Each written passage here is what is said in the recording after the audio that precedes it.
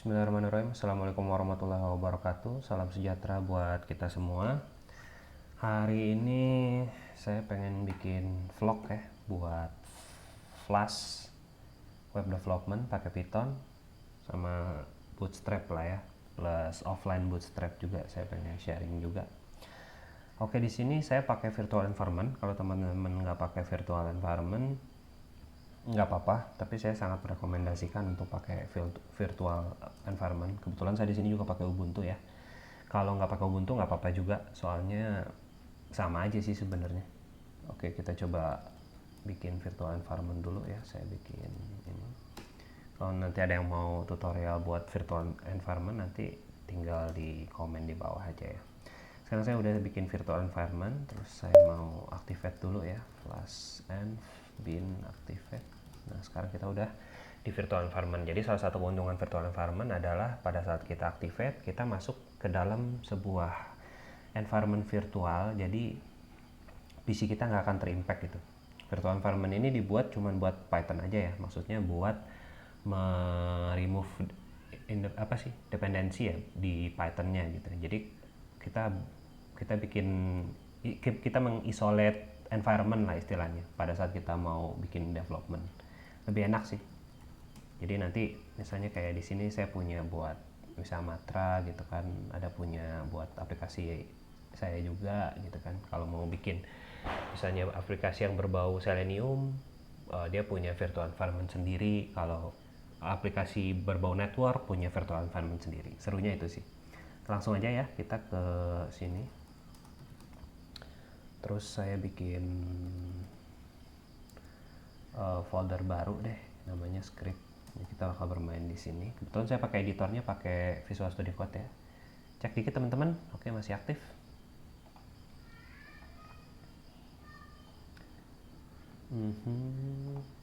Oke, sekarang saya mau buka dulu.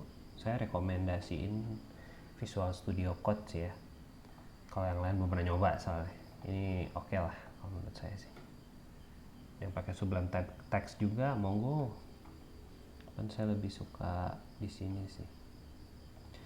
Oke, sekarang kita bikin dulu app.py. Nah, karena ini baru, berarti kita mesti install dulu flashnya. Install flash. Kita mau installing flash dulu. Oke, sudah selesai flashnya. Terus habis itu yuk kita bikin hello world. Saya nggak hafal sih, kita browsing aja. Flash hello world. Ini starting point, bagus buat jadi starting point. Oke. Oke, kita tinggal paste aja ke sini. Saya mau nambahin sesuatu dulu supaya nggak rempong.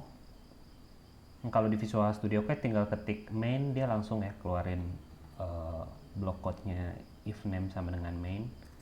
Ini dibutuhin buat ngeran si Flash supaya lebih enak ngerannya. Nggak perlu export. Debug sama dengan true, udah itu doang sih. Nah, habis itu sekarang saya mau munculin terminal ya. Oke, di sini juga saya mau activate dulu.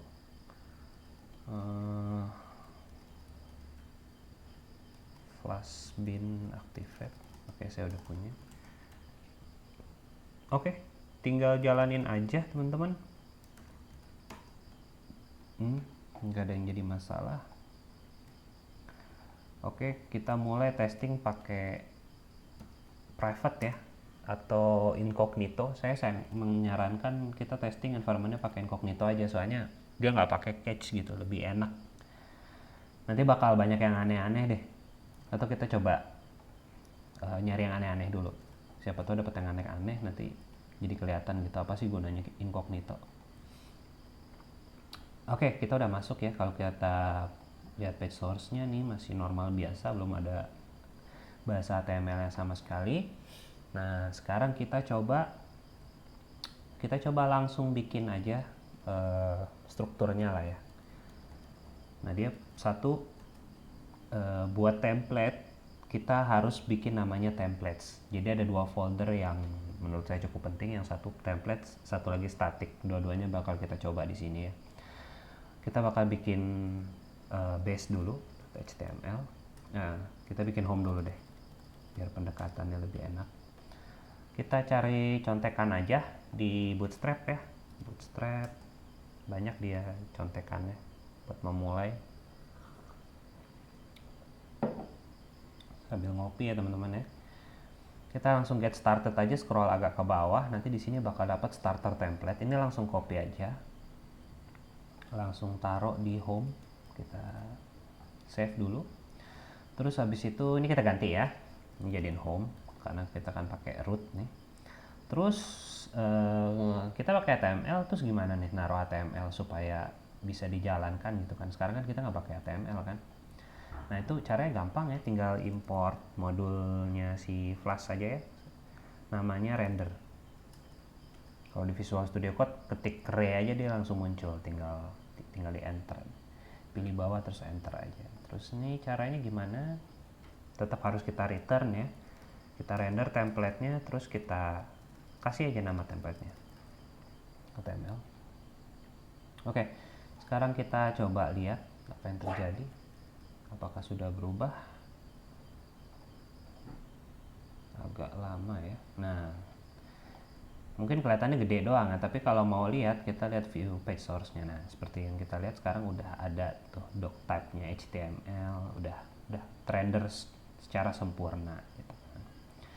Oke, nah sekarang saya mau ngobrol masalah template inheritance ya. Jadi gini, kalau misalnya nanti teman-teman punya lagi about.html gitu kan, kan nggak efektif ya kalau misalnya kita copy semua dari sini kita rubah lagi nanti di about gitu kan. Nah itu fungsinya template inheritance menggunakan Jinja language. Oke, sekarang saya bikin dulu base. Nah base ini yang bakal kita pakai di mana-mana gitu. Kita cut dulu ya, kita taruh ke base dulu. Jadi kita bikin desainnya di base lah istilahnya gitu. Nah sekarang home kita bakal kosong. Kalau ini kita jalanin pasti harusnya error sih. Itu kosong. Nggak error lah, kosong. Dia ngerender tapi ngerender HTML yang kosong. Oke.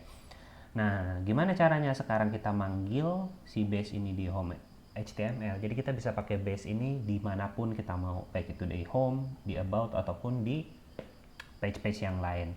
Itu gampang, tinggal buka ini ya, curly braces, terus habis itu persen, kita ketik aja extends spasi namanya apaan, base.html. Oke, sesimpel itu doang. Kita coba refresh, sudah kembali ya, dia langsung ngeload. Nah ini inheritance, nah dia ngelakuin inheritance dari si base HTML gitu kan. Nah, terus habis itu di sini kan ada hello world nih ya. Ini kita ganti aja, hello world-nya kita ganti jadi ini blok konten. Oke. Supaya apa? Tunggu dulu ya. Blok konten dan saya kasih nama di sini. Jadi maksudnya adalah segala sesuatu yang inside the body itu kita pindahin ke home-nya gitu kan. Sisanya strukturnya sendiri tetap kita pakai yang di base HTML. Jadi kalau misalnya saya mau ganti yang tadi jadi ini deh h1 misalnya, this is home, biar nandain ya. Nanti karena ada about soalnya. Oke, udah jalan ya teman-teman ya. Kita tambah dikit deh ya. Ini biasanya saya suka pakai navbar nih. Kita langsung cari aja di sini nav. Ada nggak? Nah ini deh. Agak telat dia nongolnya. Oke, kita klik aja navbar.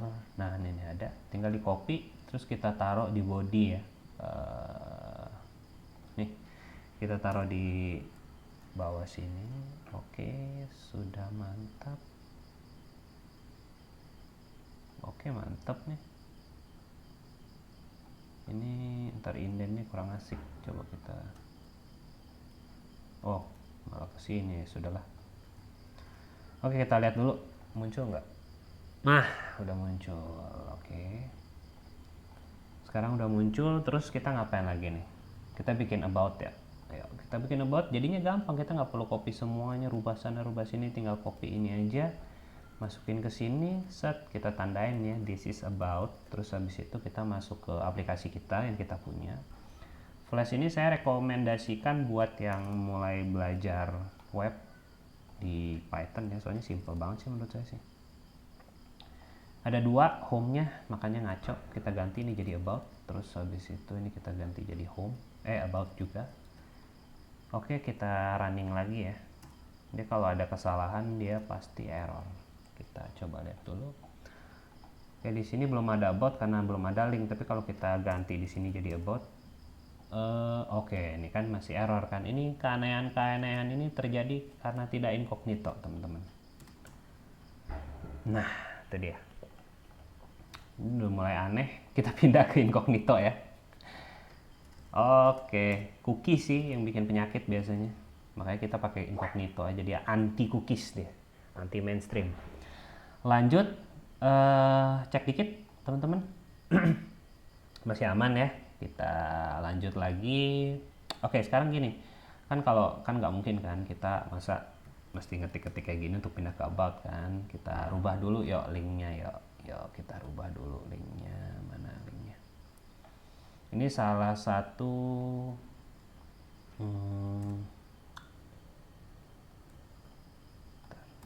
dia gini aja kalau mau ngerubah nih, URL for, terus kita kasih nama aja home misalnya gitu ya. Tes dulu deh, takutnya komennya salah. Kita refresh dulu, terus kita ke sini, oke ya. Nah ini nanda ini masih ada pagar ya. Ini kita copy paste dulu ke bawah. Saya mau copy paste dulu ke mau copy paste dulu ke sini, set. Oke, kita refresh dulu. Tadi masih pagar ya, kita coba klik. Oke, sekarang udah ke root dari domain kita. Ini juga kalau bisa di localhost deh kalau nggak salah. Sama ya, sama aja teman-teman. Nah sekarang kita tinggal bikin root lagi. Ini kita jadiin about ya. Kita refresh dulu dikit. Di sini harusnya jadi about sekarang. Oke. Ini masih pagar ya karena kita belum merubah. Kita refnya, hrefnya kita, hrefnya kita ganti jadi, salah sasaran teman-teman. Di sini ya. Oke. Ini jadi about.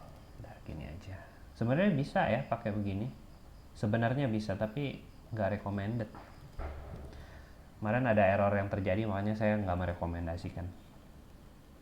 URL-nya jadi ngaco nanti. Nah, oke. Sekarang kita udah bisa ngerender ya teman-teman ya. Udah bisa bikin template inheritance juga. Nah sekarang saya mau ngasih sharing satu lagi nih yang saya pas awal-awal tuh nyarinya susah gitu. Oke, kita open aja dulu. Kita mau pakai yang namanya static. Nah, jadi gini, ini kita pakai CSS Bootstrap, tapi Bootstrapnya masih online nih. Jadi kita ngambil lah, kalau misalnya website kita offline, ini bakal nggak bisa di load nih sama dia nih, si websitenya gitu. Nah, apa yang kita butuh lakukan? Yang butuh kita lakukan adalah bikin yang namanya static. Jadi kita nggak perlu ngambil CSS-nya dari si Bootstrap. Dari Bootstrap itu kita download dulu, tinggal kita taruh deh kita ke static. Nah, kita bikin dulu filenya ya. Namanya samain tuh kalau saya sih langsung aja klik linknya terus select, copy, hajar di sini. Oke, nah ini hrefnya tinggal diganti. Hati-hati ya sama kurung-kurung kayak gini nih, bisa kacau kalau di HTML, salah-salah dikit. Debugnya agak lebih susah sih, saya juga baru belajar soalnya. Oke, nah saya lupa nih kata-katanya apa. Kita cari aja flash static. Kalau lupa tinggal Google. Nah, ini contekannya udah ada kan? Nah, tinggal kita copy paste aja. Terus kita ganti namanya apa tadi? Bootstrap min.css. Oke. Ini static menandakan kita mengakses folder static ya. Dan folder static ini di web pasti ada folder template static, baik di Flash ataupun di Django, itu dua-duanya pasti punya folder static. Oke, nah sekarang kita coba refresh dulu ya. Saya mau coba refresh dulu. Oke, ini buktiinnya gimana kalau kita pakai yang di offline gitu, bukan pakai yang tadi. Gampang buktiinnya, kita komen aja. Sorry, kita komen aja. Ini cara komen di HTML ya teman-teman. Kalau kita komen rusak, nah berarti, nah ya kan, berarti dia udah make CSS yang kita buat gitu. Ya udah, kita uncomment lagi, kita save dulu. Nah udah jalan ya. Di bawah-bawahnya kalau mau ngerubah, saya kasih contoh yang lain deh. Dia kan cuma ada CSS sama satu lagi JavaScript ya. Nah JavaScript kita coba bikin ya teman-teman ya. Yang JavaScript ini yang ada di bawah, kita bikin, copy aja namanya gini misalnya, new file. Oke, terus habis itu saya coba select lagi, kita bikin semuanya aja dulu. Oke, terus di sini kita cari contekan dulu di atas. Saya juga nggak hafal-hafal banget soalnya. Nanti kalau folderingnya mau dirubah gitu, misalnya ada foldering bootstrap dan lain-lain, itu terserah selera ya.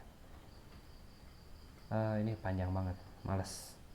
Kita ambil dari sini aja dulu ya. Oke. Ini udah oke, satu. Terus ya kita bikin dua lagi. Biar ini popper.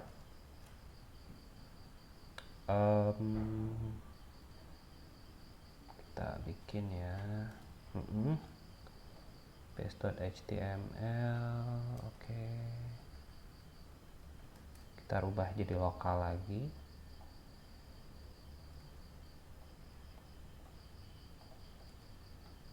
Namanya kita rename aja, langsung copy. Paste.html. Oke, satu lagi terakhir ya teman-teman ya. Bootstrap min.js, jQuery ini 3 biji di bawah.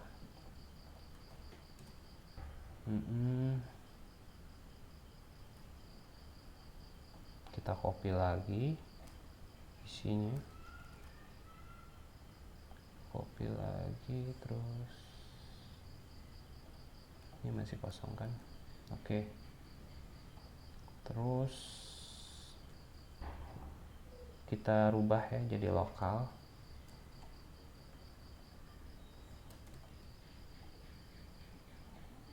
Oke, bentar.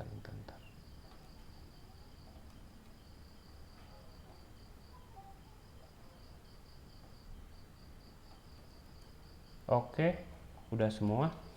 Tinggal kita refresh aja, coba di incognito. Kira-kira masih jalan nggak nih?